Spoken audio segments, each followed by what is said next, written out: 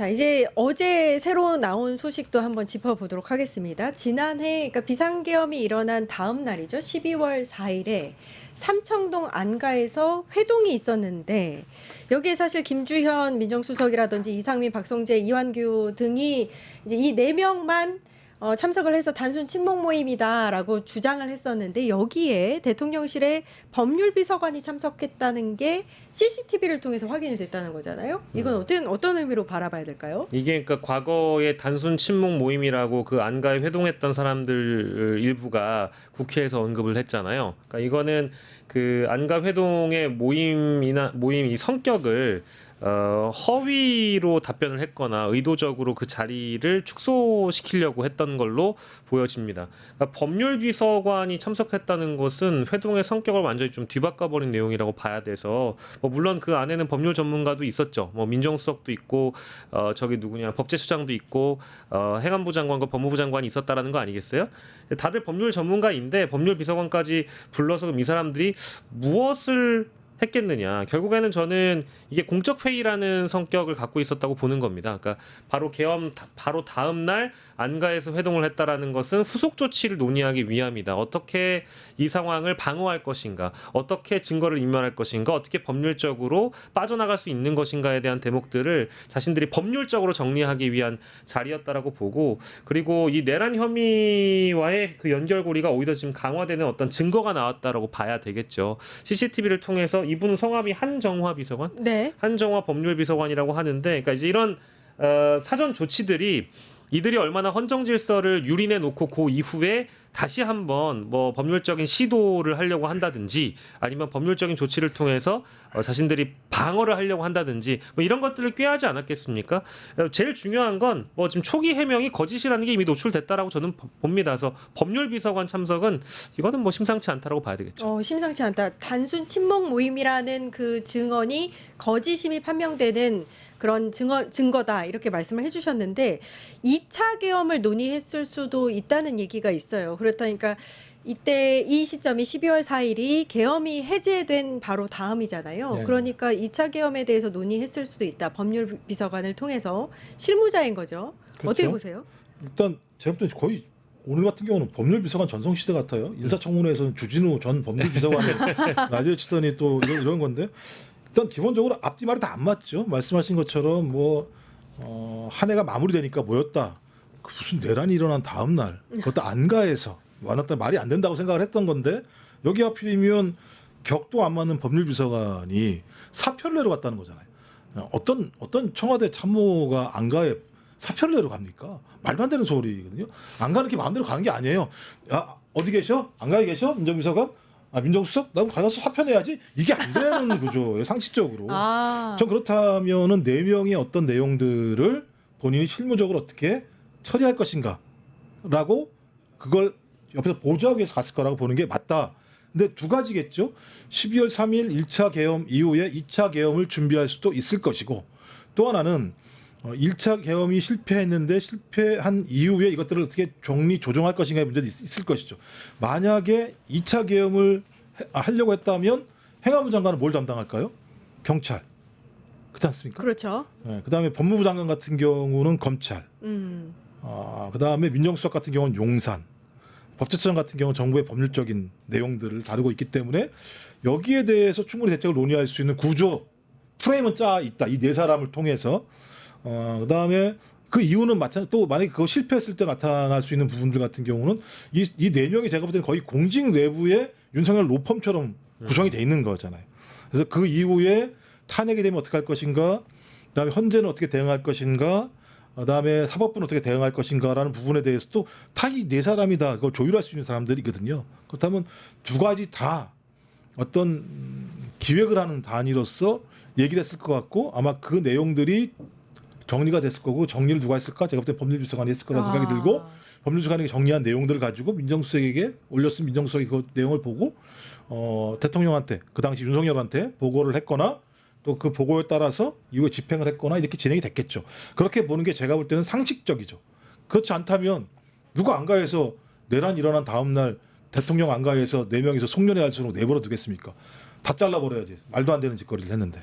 거짓임이 너무 확실하게 드러난 셈이네요, 정말. 그렇죠. 그러니까 이게 단순 친목 모임도 아니었고, 뭐 지금 앞서 우리 박사님께서 말씀 주신 것처럼 이 비상계엄의 법률적인 어떤 정당성을 한번 따져 보려고 했던 것 같고요. 그리고 계엄령 발효 후에 이 어떤 법적인 조치가 어떻게 이루어져야 되는가. 이것도 일단 검토를 해봤을 것 같고, 뭐 방금 말씀 주신 2차 계엄이 가능한가 이런 검토도 했을 수 있는 것인데, 뭐 저는 다 떠나서 왜 이런 황당한 해명들을 하면 변명들을 하면서 사표 얘기까지 꺼내면서 자꾸 뭔가를 숨기려고 드느냐.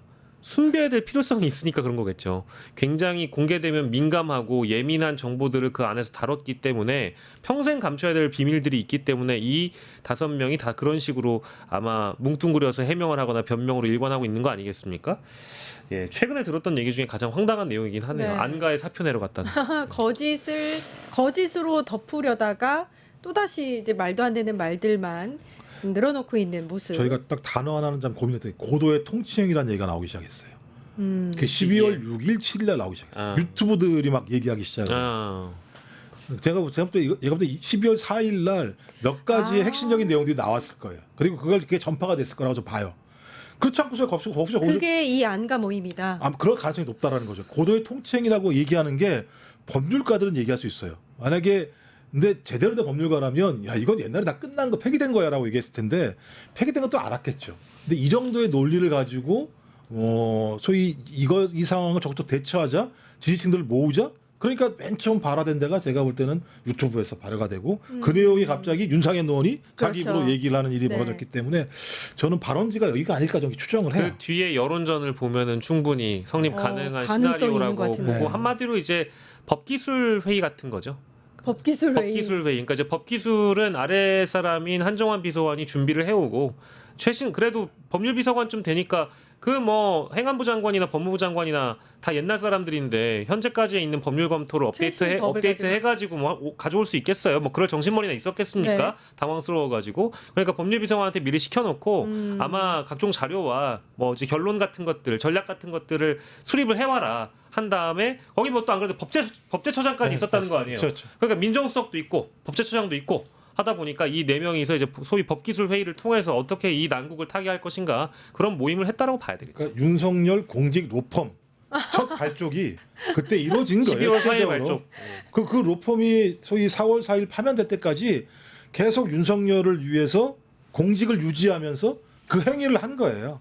그러니까 첫째 이건 내란인 거죠. 만약에 사실이라면 그 사인도 내란의 동조 공모한 자가 되는 과정이겠죠. 이 사실이 만약에 밝혀져서 나오게 된다면 그러니까 제가 볼 때는 이들이 왜 이렇게 모여서 이렇게 할 수밖에 없는가라고 얘기하는 건 야, 이때부터였을까라는 고민이 있는 거죠. 와. 그 전부터일 수도 있겠다라는 판단을 하게 되는 거죠. 생각해보면 굉장히 섬뜩해요. 이제 이런 사실을 만약에 한덕수 국무총리가 실제 알았는지 몰랐는지 모르겠지만 12월 3일 이후에 뭐 관련 인사들이 어떤 자리에 가려고 했는지는 국민들이 다 아시잖아요. 네. 법제처장 같은 경우에는 헌법재판관에 지명이 되질 않나. 그렇죠. 한덕수 권한대행 같은 경우에는 갑자기 대선 후보로 부상하질 않나. 뭐 행안부 장관이나 법무부 장관의 경우에도 뭐 갑자기 이제 탄핵을 하려고 하니까 행안부 장관은 또 그만두고 그리고 법무부 장관 같은 경우에는 탄핵 심판까지 갔다가 또 살아 돌아오고 네. 이제 민정수석은 또 알고 보니까 검찰총장이랑 비화폰으로 통화하고 앉았고 이 모든 게 하나의 거대한 플랜 속에서 움직였다고 봐야 되겠죠.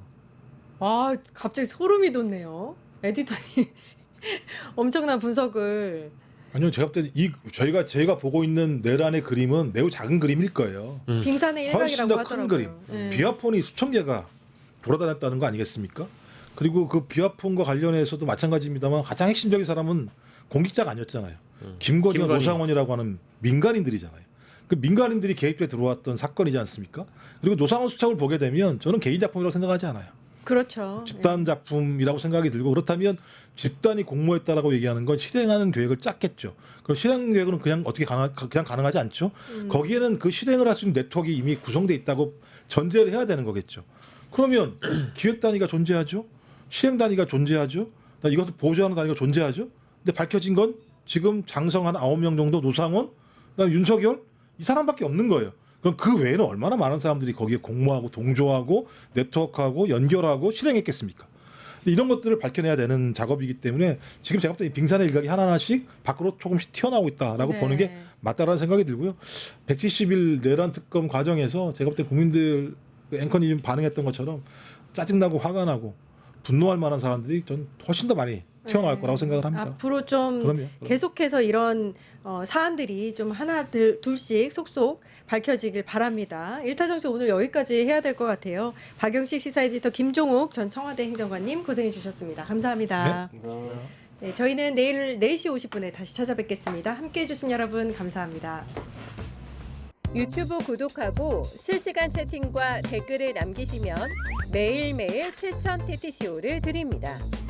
참여 방법은 통통물 어플을 다운로드하고 회원가입과 로그인을 해주세요. 마이페이지에서 나의 회원 고유 번호를 복사해주세요. 유튜브 구독 후 실시간 채팅이나 댓글창에 고유 번호를 한 번만 입력하면 준비 끝! 지금 유튜브 채팅과 댓글 쓰기 참여하고 실천 TTCO 받아가세요.